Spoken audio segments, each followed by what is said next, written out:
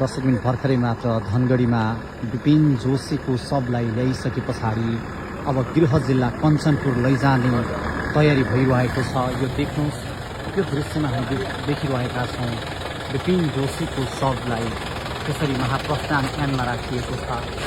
र यो दृश्यमा देखिरहेका छौँ यो भाग विहलको अवस्था। यति बेला गोदावरी नगरपालिकाका नगर प्रमुखले उनलाई हार्दिक श्रद्धाञ्जली अर्पण गर्दै हुनुहुन्छ। यो श्रद्धाञ्जली अर्पण गरिरहेको त्यो दृश्य हामी तपाईँलाई देखाइरहेका छौँ। हमासको आक्रमण पछाडि प्यालेस्टाइन विद्रोहसम्म हमासले आक्रमण गरे पछाडि उनको खोजी भइरहेको थियो। जसलाई तारा लामा तामाङ पनि आउनु भएको छ र तारा लामा तामाङले पनि श्रद्धाञ्जली व्यक्त गर्नुभएको छ। यो अत्यन्तै पीडादायी क्षण। आज तिहारको दिन, आज लक्ष्मी पूजाको दिन, यो एकदमै पीडादायी क्षण भर्खरै मात्र धनगढीमा ल्याइएको छ। यो दृश्य नेपाली सेनाले विशेष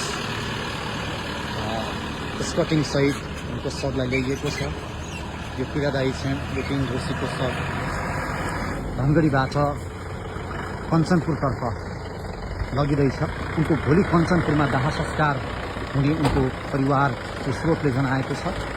कञ्चनपुरमा उनको गृह जिल्ला उनको घरमा शवलाई लगिसके पछाडि त्यही दाह संस्कार गर्ने भन्ने हामीले जानकारी प्राप्त गरेका छौँ।